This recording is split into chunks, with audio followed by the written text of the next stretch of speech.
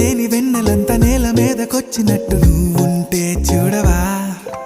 మంచువాన నన్ను ముంచెనంట, వాన విల్లు మీద ఇల్లు కట్టినెవ్వరంట.